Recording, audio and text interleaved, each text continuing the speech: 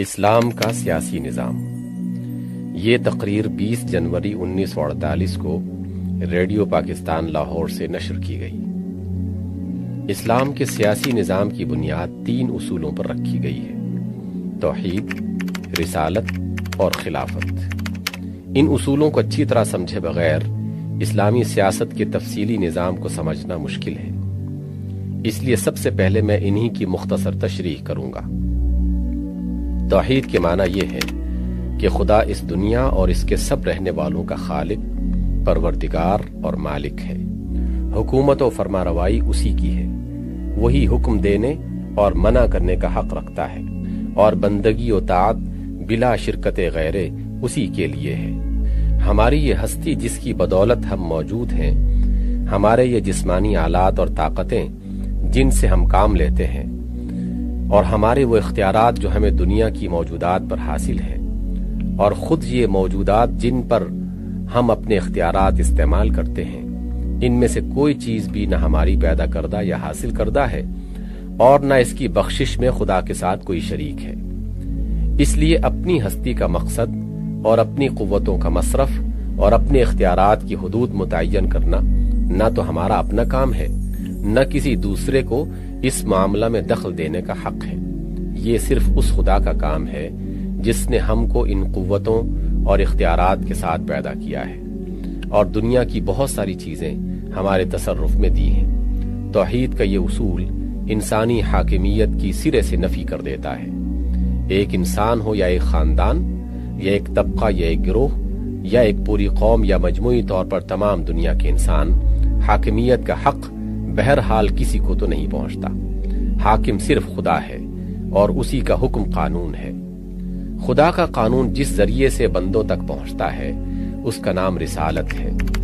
اس ذریعے سے ہمیں 2 چیزیں ملتی ہیں: ایک کتاب جس میں خود خدا نے اپنا قانون بیان کیا ہے، دوسرے کتاب کی مستند تشریح جو رسول صلی اللہ علیہ وسلم نے خدا کا نمائندہ ہونے کی حیثیت سے اپنے قول و عمل میں پیش کی ہے۔ خدا کی کتاب میں وہ تمام اصول بیان کر دیے گئے ہیں جن پر انسانی زندگی کا نظام قائم ہونا چاہیے، اور رسول نے کتاب کے اس منشا کے مطابق عملاً ایک نظام زندگی بنا کر، چلا کر اور اس کی ضروری تفصیلات بتا کر ہمارے لیے ایک نمونہ قائم کر دیا ہے۔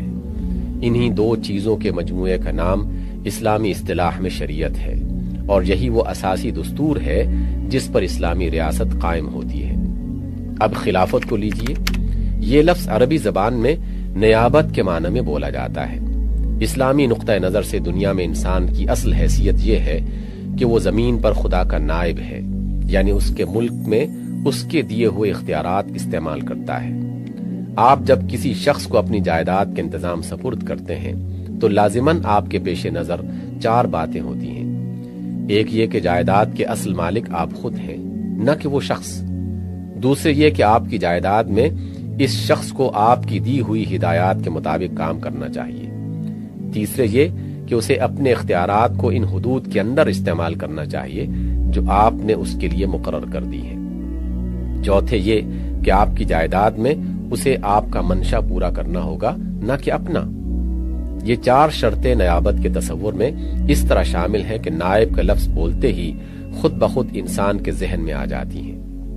اگر کوئی نائب ان 4 شرطوں کو پورا نہ کرے تو آپ کہیں گے کہ وہ نیابت کے حدود سے تجاوز کر گیا، اور اس نے معاہدہ توڑ دیا ہے جو نیابت کے عین مفہوم میں شامل تھا۔ ٹھیک یہی معنی ہے جس میں اسلام انسان کو خلیفہ قرار دیتا ہے، اور اس خلافت کے تصور میں یہی 4 شرطیں شامل ہیں۔ اسلامی نظریہ سیاسی کی روح سے جو ریاست قائم ہوگی وہ دراصل خدا کی حاکمیت کے تحت انسانی خلافت ہوگی، جسے خدا کے ملک میں اس کی دی ہوئی ہدایات کے مطابق اس کی مقرر کی ہوئی حدود کے اندر کام کر کے اس کا منشا پورا کرنا ہوگا۔ خلافت کی اس تشریح کے سلسلے میں اتنی بات اور سمجھ لیجئے کہ اس معنی میں اسلامی نظریہ سیاسی کسی ایک شخص یا خاندان یا طبقے کو خلیفہ قرار نہیں دیتا، بلکہ اس پوری سوسائٹی کو خلافت کا منصب سونپتا ہے، جو توحید اور رسالت کے بنیادی اصولوں کو تسلیم کر کے نیابت کی شرطیں پوری کرنے پر آمادہ ہو۔ ایسی سوسائٹی بحیثیت مجموعی خلافت کی حامل ہے، اور یہ خلافت اس کے ہر فرد کو پہنچتی ہے۔ یہی وہ نقطہ ہے جہاں سے اسلام میں جمہوریت کی ابتدا ہوتی ہے۔ اسلامی معاشرے کا ہر فرد خلافت کے حقوق اور اختیارات رکھتا ہے۔ ان حقوق و اختیارات میں تمام افراد بالکل برابر کے حصے دار ہیں۔ کسی کو کسی پر نہ ترجیح حاصل ہے اور نہ یہی حق پہنچتا ہے کہ انہیں ان حقوق و اختیارات سے محروم کر سکے۔ ریاست کا نظم و نسق چلانے کے لیے جو حکومت بنائی جائے گی وہ انہی افراد کی مرضی سے بنے گی۔ یہی لوگ اپنے اختیارات خلافت کا ایک حصہ اسے سونپیں گے۔ اس کے بننے میں ان کی رائے شامل ہوگی اور ان کے مشورے ہی سے وہ چلے گی۔ جو ان کا اعتماد حاصل کرے گا وہ ان کی طرف سے خلافت کے فرائض انجام دے گا، اور جو ان کا اعتماد کھو دے گا اسے حکومت کے منصب سے ہٹنا پڑے گا۔ اس لحاظ سے اسلامی جمہوریت ایک مکمل جمہوریت ہے، اتنی مکمل جتنی کوئی جمہوریت مکمل ہو سکتی ہے۔ البتہ جو چیز اسلامی جمہوریت کو مغربی جمہوریت سے الگ کرتی ہے وہ یہ ہے کہ مغرب کا نظریہ سیاسی جمہوری حاکمیت کا قائل اور اسلام جمہوری خلافت کا۔ وہاں اپنی شریعت جمہور آپ بناتے ہیں، یہاں ان کو اس شریعت کی پابندی کرنی ہوتی ہے جو خدا نے اپنے رسول کے ذریعے سے دی ہے۔ وہاں حکومت کا کام جمہور کا منشا پورا کرنا ہوتا ہے، یہاں حکومت اور اس کے بنانے والے جمہور سب کا کام خدا کا منشا پورا کرنا ہوتا ہے۔ مختصر یہ کہ مغربی جمہوریت ایک مطلق العنان خدائی ہے جو اپنے اختیارات کو آزادانہ استعمال کرتی ہے۔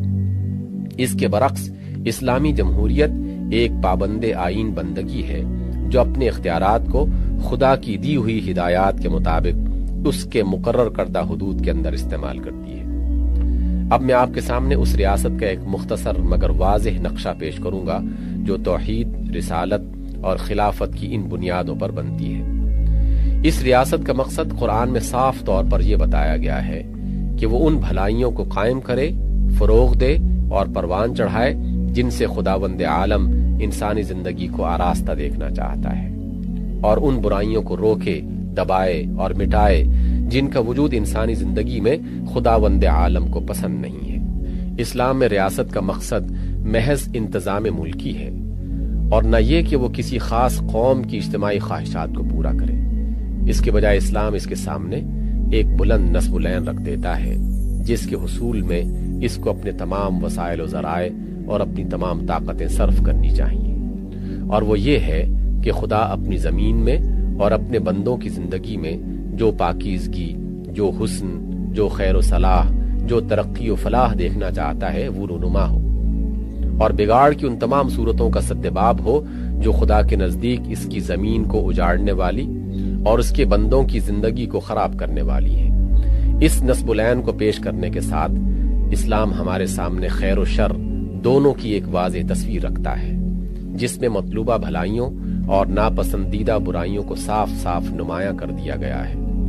اس تصویر کو نگاہ میں رکھ کر ہر زمانے اور ہر ماحول میں اسلامی ریاست اپنا اصلاحی پروگرام بنا سکتی ہے۔ اسلام کا مستقل تقاضا یہ ہے کہ زندگی کے ہر شعبے میں اخلاقی اصول کی پابندی کی جائے۔ اس لیے وہ اپنی ریاست کے لیے بھی یہ قطعی پالیسی متعین کر دیتا ہے کہ اس کی سیاست بے لاگ انصاف، بے لوث سچائی اور کھری ایمانداری پر قائم ہو۔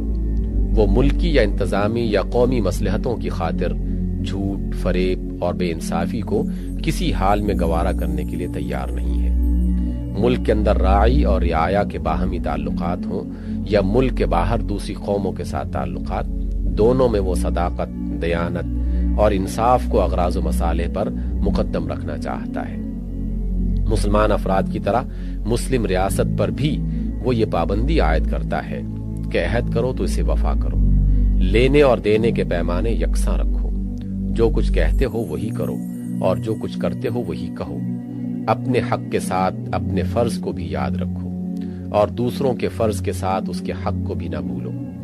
طاقت کو ظلم کے بجائے انصاف کے قیام کا ذریعہ بناؤ، حق کو بہرحال حق سمجھو اور اسے ادا کرو، اقتدار کو خدا کی امانت سمجھو اور اس یقین کے ساتھ اسے استعمال کرو کہ اس امانت کا پورا حساب تمہیں اپنے خدا کو دینا ہے۔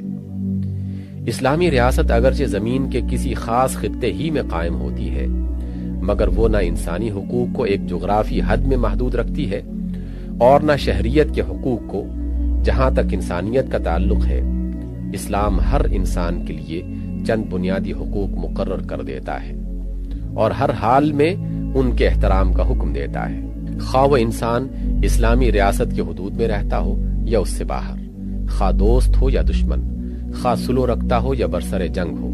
انسانی خون ہر حالت میں محترم ہے اور حق کے بغیر اسے نہیں بہایا جا سکتا۔ عورت، بچے، بوڑھے، بیمار اور زخمی پر دست درازی کرنا کسی حال میں جائز نہیں۔ عورت کی عصمت بہرحال احترام کی مستحق ہے اور اسے بے آبرو نہیں کیا جا سکتا۔ بھوکا آدمی روٹی کا، ننگا آدمی کپڑے کا، زخمی یا بیمار آدمی علاج اور تیمارداری کا بہرحال مستحق ہے، خواہ دشمن قوم ہی سے تعلق رکھتا ہو۔ یہ اور ایسی ہی چند دوسرے حقوق اسلام نے انسان کو بحیثیت انسان ہونے کے عطا کیے ہیں، اور اسلامی ریاست کے دستور میں ان کو بنیادی حقوق کی جگہ حاصل ہے۔ رہے شہریت کے حقوق، تو وہ بھی اسلام صرف انہی لوگوں کو نہیں دیتا جو اس کی ریاست کی حدود میں پیدا ہوئے ہوں، بلکہ ہر مسلمان، خواہ وہ دنیا کے کسی گوشے میں پیدا ہوا ہو، اسلامی ریاست کے حدود میں داخل ہوتے ہی آپ سے آپ اس کا شہری بن جاتا ہے اور پیدائشی شہریوں کے برابر حقوق کا مستحق قرار پاتا ہے۔ دنیا میں جتنی اسلامی ریاستیں بھی ہوں گی، ان سب کے درمیان شہریت مشترک ہوگی۔ مسلمان کسی نسلی، قومی یا طبقاتی امتیاز کے بغیر ہر اسلامی ریاست میں ذمہ داری کے کسی بڑے سے بڑے منصب کا اہل ہو سکتا ہے۔ غیر مسلموں کے لیے جو کسی اسلامی ریاست کی حدود میں رہتے ہوں، اسلام نے چند حقوق معین کر دیے ہیں اور وہ لازماً دستور اسلامی کا جز ہوں گے۔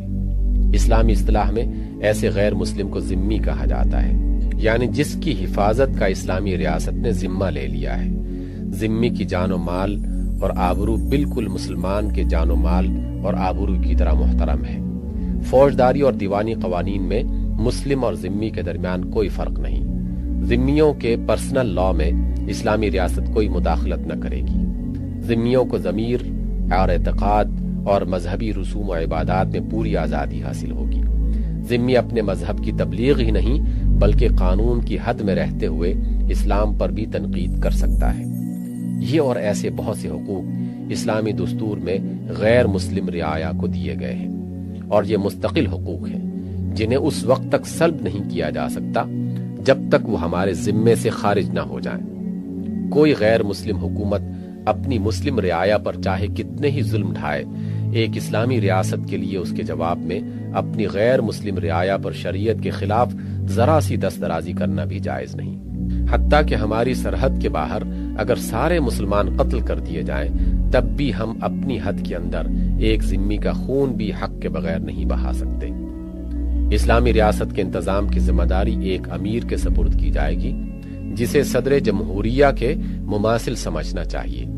امیر کے انتخاب میں ان تمام بالغ مردوں اور عورتوں کو رائے دینے کا حق ہوگا جو دستور کے اصولوں کو تسلیم کرتے ہوں۔ انتخاب کی بنیاد یہ ہوگی کہ روح اسلام کی واقفیت، اسلامی سیرت، خدا ترسی اور تدبر کے اعتبار سے کون شخص سوسائٹی کے اندر زیادہ سے زیادہ لوگوں کا اعتماد رکھتا ہے۔ ایسے شخص کو امارت کے لیے منتخب کیا جائے گا، پھر اس کی مدد کے لیے مجلس شورا بنائی جائے گی اور وہ بھی لوگوں کی منتخب کردہ ہوگی۔ امیر کے لیے لازم ہوگا کہ ملک کا انتظام اہل شورا کے مشورے سے کرے۔ ایک امیر اسی وقت تک حکمران رہ سکتا ہے جب تک اسے لوگوں کا اعتماد حاصل رہے۔ عدم اعتماد کی صورت میں اسے جگہ خالی کرنی ہوگی، مگر جب تک وہ لوگوں کا اعتماد رکھتا ہے اسے حکومت کے پورے اختیارات حاصل رہیں گے۔ امیر اور اس کی حکومت پر عام شہریوں کو نقطہ چینی کا پورا حق حاصل ہوگا۔ اسلامی ریاست میں قانون سازی ان حدود کے اندر ہوگی جو شریعت میں مقرر کی گئی ہیں۔ خدا اور رسول کے واضح احکام صرف اطاعت کے لیے ہیں۔ کوئی مجلس قانون ساز ان میں رد و بدل نہیں کر سکتی۔ رہے وہ احکام جن میں دو یا زیادہ تعبیر ممکن ہے تو ان میں شریعت کا منشا معلوم کرنا ان لوگوں کا کام ہے جو شریعت کا علم رکھتے ہیں۔ اس لیے ایسے معاملات مجلس شورا کی اس سب کمیٹی کے سپرد کیے جائیں گے جو علماء پر مشتمل ہوگی۔ اس کے بعد ایک وسیع میدان ان معاملات کا ہے جن میں شریعت نے کوئی حکم نہیں دیا ہے۔ ایسے تمام معاملات میں مجلس شورا قوانین بنانے کے لیے آزاد ہے۔ اسلام میں عدالت انتظامی حکومت کے ماتحت نہیں ہے بلکہ براہ راست خدا کی نمائندہ اور اس کو جواب دہ ہے۔ حاکمان عدالت کو مقرر تو انتظامی حکومت ہی کرے گی، مگر جب ایک شخص عدالت کی کرسی پر بیٹھ جائے گا تو خدا کے قانون کے مطابق لوگوں کے درمیان بے لاگ انصاف کرے گا، اور اس کے انصاف کی زد سے خود حکومت بھی نہ بچ سکے گی، حتیٰ کہ خود حکومت کے رئیس اعلیٰ کو بھی مدعی یا مدعا علیہ کی حیثیت سے اس کے سامنے اسی طرح حاضر ہونا پڑے گا جیسے ایک عام شہری حاضر ہوتا ہے۔